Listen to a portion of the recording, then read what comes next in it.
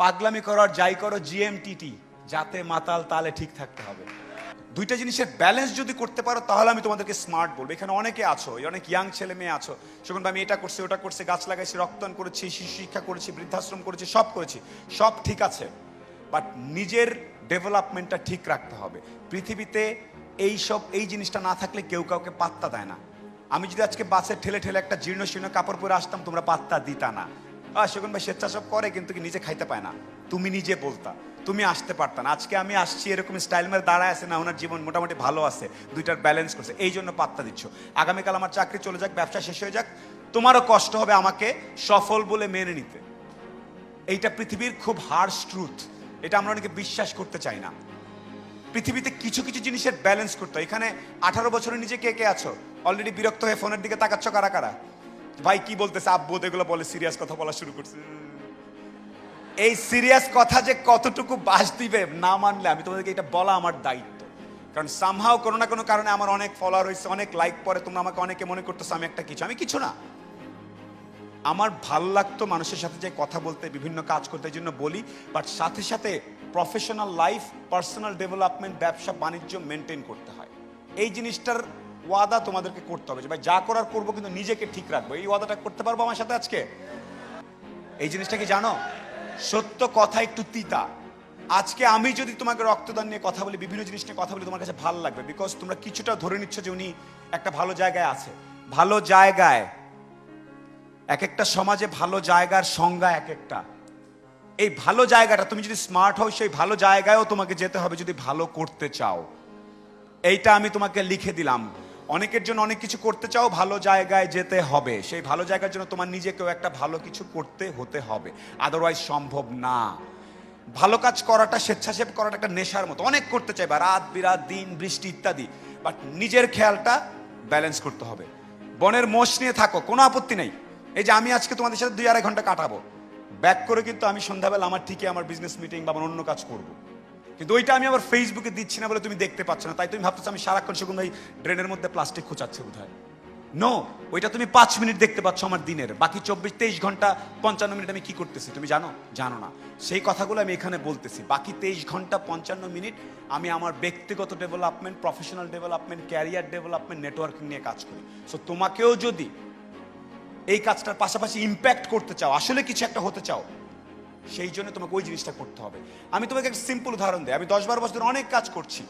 যেমন আমি ইদানিং পাট নিয়ে কাজ করছি, যে পাটটাকে আরো কিভাবে ফেমাস করা যায় গ্লোবালি। আমি এই 10 বছরের সম্পর্কের কারণে, ধরো সংসদীয় কমিটির ওনারা আমার সাথে যোগাযোগ করেছেন, এই তুমি কি কি করতে চাও একটু বলো তো। ওনারা কেন যোগাযোগ করেছেন? কারণ আমার একটা ভয়েস তৈরি হয়েছে, আমি একটা পর্যায়ে গিয়েছি, আমি এটা নিয়ে কন্টিনিউয়াসলি কাজ করছি।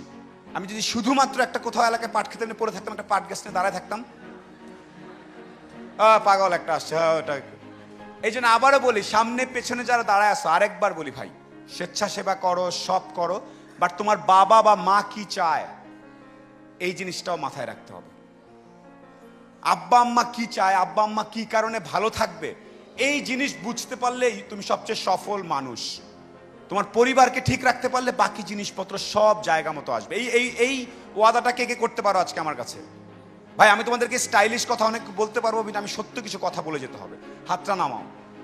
কোথায় মনোযোগ দিতে হবে জিনিসটা বুঝতে হবে। আচ্ছা একটু বলি, আমাদের অনেক সমস্যা না আমাদের দেশে, অনেক সমস্যা। এই নামলেই শিশু থেকে শুরু করে সবকিছু, ঢালাও ভাবে এটা নিয়ে অভিযোগ করার কিছু নাই। আমাদের একটা গ্রুপ সোশ্যাল মিডিয়া পাওয়ার কারণে আমরা করেছি, আমরা ঢালাও ভাবে সবকিছুতে অভিযোগ করতেছি। আর তুমি যেহেতু স্বেচ্ছাসেবার কারণে সমস্যাগুলোর খুব অন্তরে নিয়ে গিয়ে কাজ করো, তোমাদের মধ্যে অনেকেও দেখা যাবে যে খুব ঢালাও ভাবে অভিযোগ করা শুরু করছে। অভিযোগ করলে সাময়িক মনোযোগ পাওয়া যায়। অনেক মানুষকে দেখবে শুধু অভিযোগ টাইপের কথাবার্তা লিখছে, অভিযোগ টাইপের ভিডিও করছে, অভিযোগ টাইপের মতামত দিচ্ছে, অভিযোগ অভিযোগ অভিযোগ।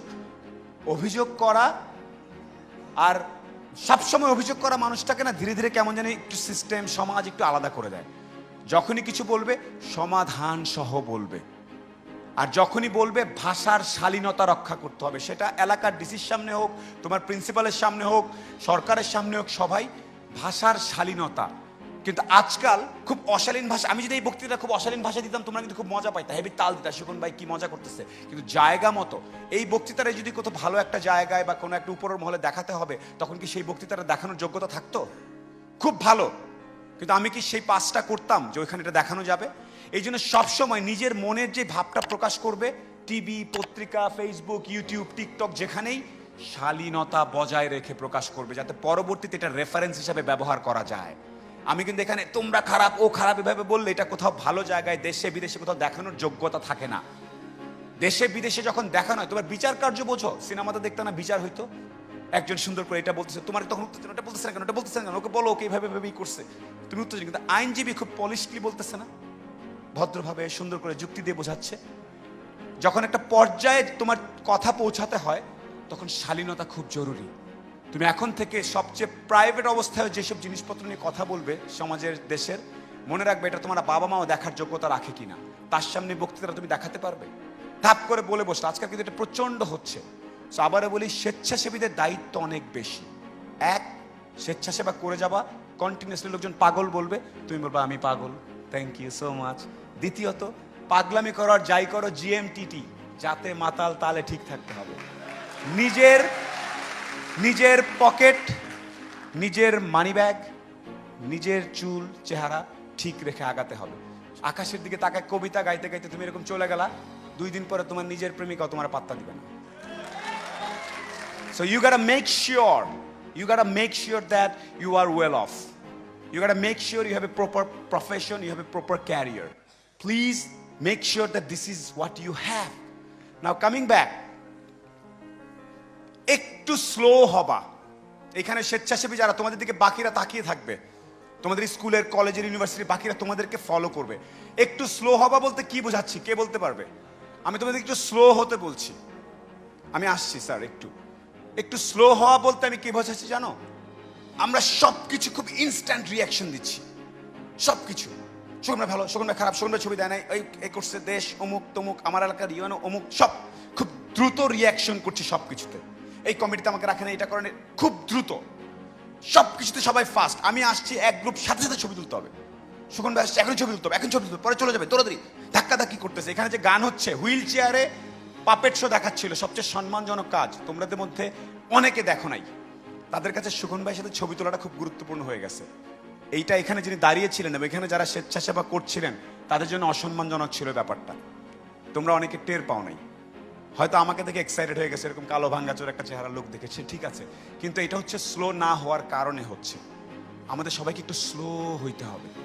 আজ থেকে 50, 30, 40 বছর আগে এরকম অডিটোরিয়ামে আসলে সবাই একটা শান্ত, সৌম্য, রিল্যাক্সড বসছে, দূর থেকে একজন আরেকজনের প্রতি বিনিময় করছেন, স্লো। পৃথিবীর অনেক দেশ, স্পেশালি স্ক্যান্ডিনেভিয়ান দেশগুলো, সুইডেন, ফিনল্যান্ড, ওখানে স্লো বলে, দিনের বেলা ফিকা বলে, তারপরে আরো অনেক কিছু আছে। ওরা কিছু করেন, কিছু না করা, এটাকে ওরা বলে যে স্লো হয়, রিল্যাক্সলি। আমার একটা অনুরোধ আজকে এইখানে সব স্বেচ্ছাসেবীদেরকে, প্লিজ আমার দিকে একবার তাকাও, সর্বশেষ, প্লিজ ধীর স্থির হও, আস্তে ধীরে। যে কোনো কিছু, সামাজিক যোগাযোগ মাধ্যম হোক, ব্যক্তিগত জীবন হোক, স্কুল কলেজ হোক, একটু স্লো হতে হবে, তারপরে সিদ্ধান্ত দিতে হবে, নিজের মতামত দিতে হবে। এই অনুরোধটা করতে পারি ভাইরা, বোনেরা, একটু স্লো। তুমি যদি কিছু হওয়ার থাকে অটোমেটিক হবাই, তাড়াহুড়া করে দৌড়ায় সবার আগে করে পারবা না। সবার আগে গেলেই যে তুমি সবচেয়ে ভালো, এটা কিন্তু ভুল। আমরা ছোটবেলায় পড়েছি না, আগে গেলে বাগে গায়, পেছে গেলে। সো আগে গেলেই যে কিছু একটা হবে সেটা ট্রু না। সো জাস্ট টু এন্ড, এখানে সবাই তোমরা অনেকক্ষণ ধরে ফোন ধরে আসো, যারা ফোন ধরে আসো তাদের কি মানে, ফোনে থাকলে কথাটা আরেকবার শোনা যাবে, এই জন্যে। আচ্ছা, আমি শেষ করি একটু। আমি সোলাইমান সুখন, আমি সাধারণত একটা চাকরি করি। মাঝে মাঝে আমি বিভিন্ন জায়গায় গিয়ে চেষ্টা করি মানুষকে একটু ভালো ভালো কথা বলার। এটার পেছনে অনেক শত্রু আছে, সামনেও আছে, বাট তারপরে আমি বলি, কেন বলি জানো? আজ থেকে 15-20 বছর পরে যদি তোমাদের মধ্যেও কেউ, একটা সাধারণ ছেলে মেয়ে যদি মনে করে উনার মধ্যে এরকম একজন যদি পারে একটু জায়গায় যেতে, একটা পর্যায়ে যেতে, চেষ্টা করে দেখি, হতেও পারে। এই একটা কারণে আমি কাজটা করি। আর একটা কারণ, আমার একটা মেয়ে আছে, ও যাতে আজ থেকে 10-15 বছর পরে বলে আমার বাবা একজন ভালো মানুষ ছিলেন, এই একটা লাইন বললে আমি হ্যাপি। So that's it. আমার সিআইপি টিআইপি কোনো কিছু হওয়ার শখ নাই, কাজ করি, খাই, মাঝে মাঝে আসে। এই যে আজকে যে ঘামলাম, ধরো এখানে দাঁড়ায়, সিরিয়াসলি কেন ঘামলাম, কি দরকার ছিল? এখানে এসে কয়েকজনের সাথে কথা বলে আমার কি হবে?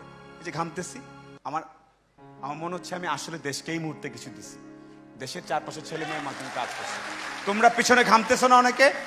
পেছনে ঘামতেছে না, মনে করো দেশ আর সমাজের জন্য দিয়ে দিলা, শেষ। অনেকে হাসবে, হাসতে দাও। কারণ তুমি যে আরামসে গাছতলায় বসে চিন্তা করবে, এইবার আমাদের এলাকায় স্বেচ্ছাসেবাদী এতগুলা গাছ লাগাইছে, এতগুলা ব্লাড করছে, তুমি যে আরামটা পাবা। আর আরেকজন চিন্তা করবে, এত টাকা কামাইছি, ও দিলাম না, আচ্ছা ট্যাক্স দেই নাই, দত্তরি, ও আচ্ছা এই ঠিকাদার এটা পাইলাম না, ও এরকম করতে থাকবে। আর তুমি গাছের দিকে তাকায় আস্তে করে পুকুরে একটা ঢিল দিবা, বাহ পানিটা কিরকম ঢেউ খেলতেছে, দোস্ত দোস্ত কেমন আছিস, that's it, that's the beauty. তুমি যদি আসলে পুকুরে যে ঢিল মারলে পানিটা টলটল করে এটা বুঝতে পারো 50 বছর, 30 বছর পরে, 20 বছর পরে, you are damn bloody successful person, that's it. So thank you so very much. I'm available in Facebook, Twitter, Instagram, everywhere. You can follow me and you